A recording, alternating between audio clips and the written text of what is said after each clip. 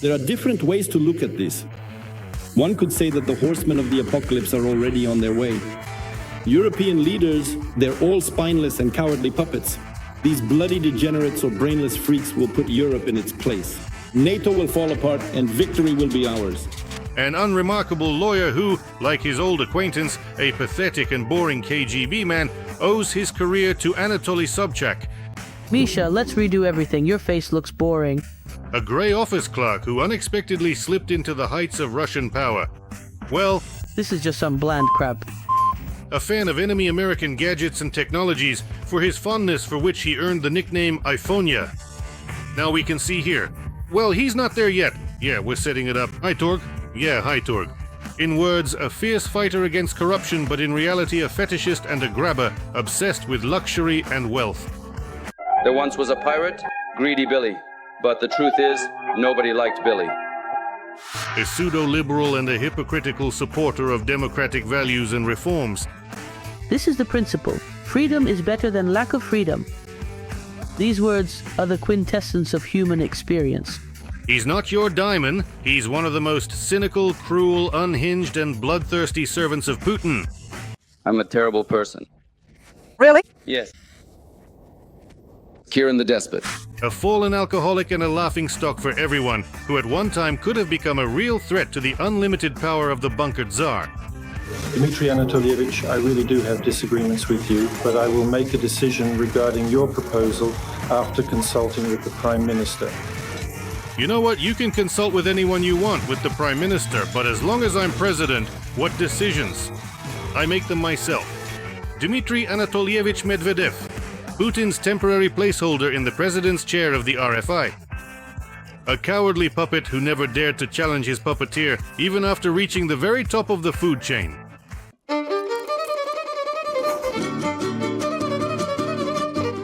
Dmitry Medvedev was born on September 14, 1965 in Leningrad. At school, he wasn't particularly memorable, just an average, boring, good student. And according to his teachers, he didn't really interact much with his classmates. He tried very hard, dedicating all his time to studying. You could rarely catch him outside with the other kids. He resembled a little old man. Not distinguished by any particular intelligence or quick-wittedness, the little frail old man still managed to realize that his main assets for achieving his goals were discipline, perseverance, and helpfulness, which meant he needed to look for a patron. On your knees, worm. After finishing school, Medvedev enrolled in the law faculty of the Zhdanov Leningrad State University. How he managed to do that with such talents remains a mystery to this day. Although it's clear he didn't do it without the help of his father, a professor at the Leningrad Technological Institute. Well, it's not my fault that I'm his son. You don't get to choose your parents, although personally, I'm happy with mine.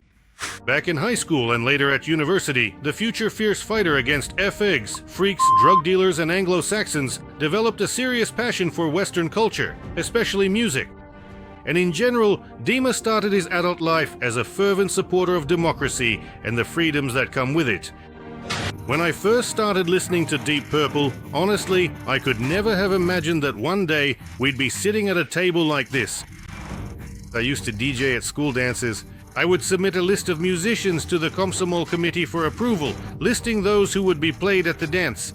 After receiving his law degree, Medvedev found a place under the wing of the ambitious and promising Leningrad politician Anatoly Sobchak.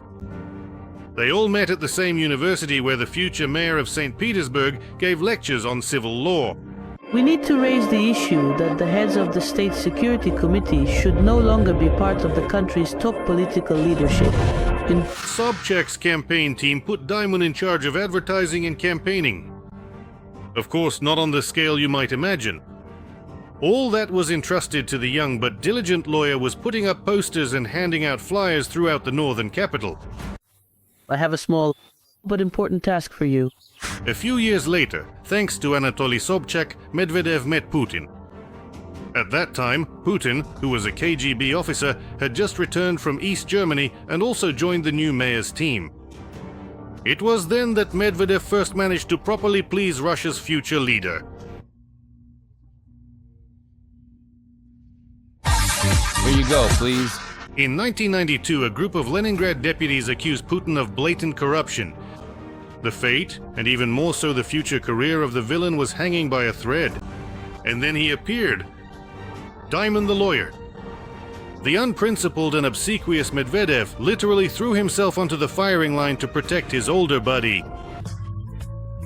Licenses were issued by our St. Petersburg Committee for External Economic Relations, that is, by Putin. The goods, these goods, were unfortunately sent abroad as shipments, but the food never arrived. Rumor has it, precisely thanks to the diligent work of lawyer Medvedev, Putin managed to hush up this scandal. The career of the former KGB officer was saved. Thanks to Medvedev and most importantly to Sobchak's patronage, Putin was let off the hook. And he didn't forget the favor. In '99, when Yeltsin, who had finally drunk himself into oblivion and descended into senility, drunkenly appointed the despicable Putin as his successor, Putin brought all his St. Petersburg cronies with him to Moscow, including Medvedev. The streets of Leningrad taught me one rule. If a fight is inevitable, you have to strike first. Putin saw Medvedev as a loyal, obedient, and extremely accommodating accomplice. That's why he rewarded his partner in shady St. Petersburg dealings with a truly lucrative position on the Gazprom board of directors. In time, Dmitry would go on to head the main gas company of Erefia.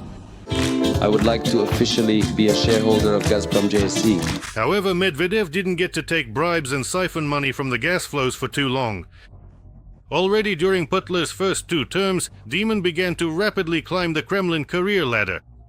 First, he would head the presidential administration, become a member of the Security Council, and then even take the post of deputy prime minister. Step by step and with confidence, Medvedev would gain more and more power, influence, and money. Surprised? A gray mediocrity, but that's exactly the kind of people Putin surrounded himself with, just as long as they weren't smarter than him. This foolish fanatic would do his job. In 2007, before he had completely trampled the Russian constitution, Putin had to choose a successor. This was no easy task. After all, he needed someone who, in 4 years, wouldn't put up a fight and would hand power back without a second thought. The indecisive and somewhat cowardly Medvedev was the perfect fit for this role. And although at the time many leaned toward the stronger candidacy of Sergei Ivanov, who oversaw the military and had proven himself a tough and self-sufficient politician, Putin's choice was a foregone conclusion. The airborne forces are expecting not only organizational changes, I mean the transition of most of your units to a contract-based system of staffing, but, and perhaps this is the most important thing, re-equipment with new technology. The secret of Medvedev's success is paradoxical but simple. It's much easier to take power away from an unremarkable, unambitious weakling. But a self-confident and decisive Ivanov is a threat. And that's why Alk Demon was sent to serve as a temporary placeholder in the presidential chair. I'm a patsy. I've spent my whole life doing time for others. That's my profession, to suffer for others. Don't worry, Grandpa. So, you're a front man? Against the backdrop of the authoritarian, totalitarian KGB man Putin, Dmitry Medvedev seemed to Russians like a true liberal and a democratic leader. The naive ones simply didn't realize that nothing in the country had changed. They just changed the name on the main sign. But at the same time, all the real power remained with Putin, who temporarily became Prime Minister. Diamond wasn't just pretending to be a Democrat and making liberal speeches. He tried to back up his words with actions, though only in public or on TV. Here he is, playfully eating burgers with the American president in a friendly setting. He dances with gusto with comedian Garrick Martirosyan to American Boy. And here he is, already promising Russians a bright future and a happy path to civilization. But at the same time as telling tales about freedom and democracy, Dimka, as will become clear later, changes the constitution in the interests of his master and extends the presidential term from 4 to 6 years. That the king has no clothes, or more precisely, that he's more like a bargain basement version of the Queen of England, who in reality doesn't decide anything in the country, will become clear a little later. In the mass media, the duo of Pina and Diamond would be dubbed a tandemocracy. And while the figurehead Medvedev is just a ceremonial general showing his face, it's actually Prime Minister Putin who's running the show. President of Russia, Vladimir Dmitry Anatolyevich Medvedev, jokes about the strange tandem at the helm of the country would flood the media platforms where it was still possible to speak the truth. It's just that today at lunch, finishing off the Kolobox, the bear and I thought we'd come up with something else to mess around with. Even the laziest person would laugh at the strange bond between this sweet pair. They didn't hide their tender friendship, sang rock, milked cows, Twitter, sweaters, Macintosh, skiing, dancing, whatever you like. And looking at their positions, it's not hard to guess who's the active one and who's the passive one in this pair. Many still believe that it wasn't President Medvedev who decided to attack Georgia, but Prime Minister Putin. But the would-be warrior did his best to act like a Terminator. He's not your diamond. He tried to convince everyone that he made this decision on his own. He only informed Putler about it. Right now, civilians are dying in South Ossetia, women, children, the elderly. And most of them are citizens of the Russian Federation. In accordance with the Constitution and federal law, as the President of the Russian Federation, I am obliged to protect the lives and dignity of Russian citizens wherever they may be. Over time, Dmitry would clearly come to enjoy the role of master and ruler of destinies. He'll grow bolder, and then to the fullest, he'll play out his long-suppressed wounded pride. Do you have anything else? No, I just wanted to respond to your remark. No, don't respond to mine. For me, it's not a remark anymore, it's a verdict. Understood, thank you. The floor is yours for remarks. And everything I say is cast in granite. And it only escalated from there. Medvedev really let loose and even dared to go after Putin's deputy prime minister, Alexei Kudrin. This was the first alarming signal for Putin, and the first publicly demonstrated challenge to the boss. You know what? You can consult with anyone you like, even the Prime Minister, but as long as I am president, I make these decisions myself. Right now, you've asked me to make a decision. I've stated my decision, so let me repeat once again. You need to make up your mind, and do it very quickly. And give me your answer today. This time, Medvedev is clearly trying to win over the voters. He's doing everything he can to show his openness and to set himself apart from Putin. Unlike his secretive predecessor, who hides his children, wife, and numerous mistresses from the Russian public, Dmitry is happy to show off his family. And after all, it is the family that is the essential condition for the harmonious and happy development of any child. Medvedev's wife, Svetlana, becomes a true First Lady of Russia. Moscow hasn't seen anything like this since the days of Gorbachev. Dima truly loves Svetlana sincerely. Just consider one of his yachts, which he named after his beloved. It's a Princess 32M model. It already costs $11 million. At the exchange rate at the time of purchase, that's 630 million rubles, and with customs fees, nearly 900 million rubles. It was imported in the summer of 2015, and believe it or not, it's also called Fatinia. To my shame, I didn't immediately understand where this name even came from, but it turned out to be simple. Fatinia is the church version of the name Svetlana. Medvedev also doesn't hide his only son, Ilya. Until 2022, the son of the former president of the Russian Federation, following the age-old tradition of the Russian elite, lived, studied, worked, and paid taxes in the United States of America. I'm staying. I'm going to live here. After the start of the full-scale invasion of Ukraine, the Americans showed Ilyusha the door. The would-be patriot, having gotten nothing, returned to Mother Russia, where without much hesitation, he quickly switched from being an American boy to a true patriot and joined the ranks of United Russia. In general, using power to enrich one's own family is a hallmark of the Kremlin elite. In addition to the yacht Svetlana, the fierce anti-corruption fighter, as Medvedev called himself, acquired several palaces in various picturesque regions of Russia. Their total value, attention please, is over 15 billion rubles. And the total value of the entire estate is 7 billion rubles. This is actually one of the largest houses we've ever filmed. And considering its location at an altitude of 1.5 kilometers, it simply has no equal. And by the way, take a look at how similar Medvedev's Rublyovka house and his mountain residence Sikako are to each other. But besides palaces, yachts, and other luxuries, Medvedev has another passion: alcohol. Apparently, Dmitry Anatolievich consumes it on an industrial scale. And in order not to gild the palms of Russian liquor and vodka barons, the miserly Alkodimon provided himself with his own production. In addition to the endless vineyards bought by this true Russian patriot in hostile Italy, Medvedev produces his own moonshine, which the modest man named after his beloved self. Moonshine Medved.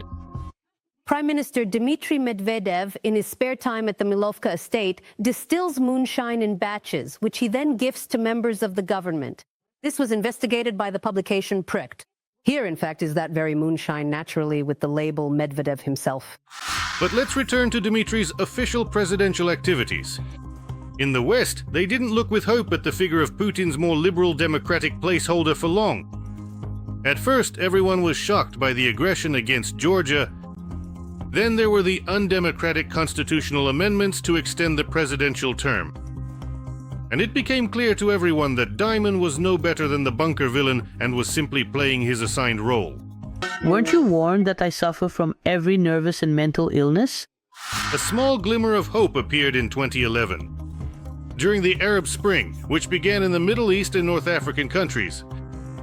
Right before the overthrow of Muammar Gaddafi, the Libyan dictator friendly to Putin. In March, the UN Security Council votes on a resolution to conduct a military operation aimed at protecting civilians. By Medvedev's order, Moscow's representatives in the Security Council do not veto this decision, clearing the way for NATO troops to carry out the mission. At the same time, Prime Minister Putin fiercely and publicly criticizes and tramples on the resolution. This Security Council resolution is, without a doubt, deficient in form. If you look at what is written there, it immediately becomes clear that it allows everyone to take any and all actions against a sovereign state. And honestly, it reminds me of a medieval call for a crusade. For this, the Petersburg boss unexpectedly, and almost for the first time in his political career, gets a thank you. Will be humiliatingly reprimanded, and by none other than his own former underling, now boss, Dmitry Medvedev. Under no circumstances should expressions be used that essentially lead to a clash of civilizations like crusades and so on. This is unacceptable. Otherwise, things could end up much worse than what is happening today. Then, for a brief moment, it seemed that on the eve of another election, Medvedev went all in and actually dared to challenge his authoritative overseer. But in the end, he didn't have the guts. And the FSB's skill in using Novichok and other poisoning methods sobered up Diamond's cowardly soul. He disgracefully and obediently relinquished his powers and submitted to the mad little Tsar. It hurts. Right now, it really... In 2012, the swap happened. Putin reclaimed his throne, appointing Medvedev as the country's prime minister. Of course, he prudently reduced the prime minister's powers so that Dimka wouldn't pull any more tricks. But I'm actually right. As prime minister, Medvedev's duties were reduced to a humiliating minimum. To prove and show Russians that all that freedom and democracy in the Russian Federation was nothing more than the ravings of a mad drunkard.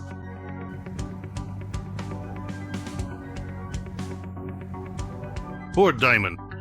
He not only lost power, but is now forced to tremble with fear every single day. After Putin sensed even the slightest danger from him, no one would give a damn about his life. Wagner's leader Yevgeny Prigozhin knows this for sure. Now, for the sake of his own survival, Dmitry Anatolievich is simply obliged to do everything he can to prove that he is absolutely harmless and inoffensive, and has turned into a ridiculous character who has become a laughingstock for everyone. We just won't find the money, but we'll find the money, or we'll make the money. You just hang in there, all the best to you, and please take care. Over time, Putin took away Medvedev's position as prime minister as well, and he finally lost all power and influence. Crushed and humiliated, Alkodimon hit rock bottom, becoming a devotee of the Green Serpent. And that would have been the end for him. He would have simply drowned in his own puddle in a drunken stupor, if not for Zhirinovsky's death. A vacancy for the role of the evil jester unexpectedly opened up in the Kremlin, someone who would voice the delusions of the Russian Tsar that he himself could not say out loud. to frighten the West with nuclear ashes and the utter irrationality of the Russian authorities, and also to be rude to all Western leaders. Congratulations to all friends of Russia, and especially to the a-hole Minister of Defense of Belgium, on the successful test of the Poseidon underwater vehicle with a nuclear power unit. Just like the Burevestnik, the Poseidon can truly be considered a doomsday weapon. But honestly, times are not what they used to be. And it's time for the Kremlin thugs to get used to the fact that even in the most civilized countries in the world, there are now gentlemen who can make punks and boors answer for their words. US nuclear submarines have moved closer to Russia. I would like to remind you that this video is created for entertainment purposes and contains elements of satire and irony. All facts and events are presented in a hyperbolized or exaggerated form to convey a comedic or dramatic effect. Our goal is not to mislead, but to highlight humor. Please take it with a smile.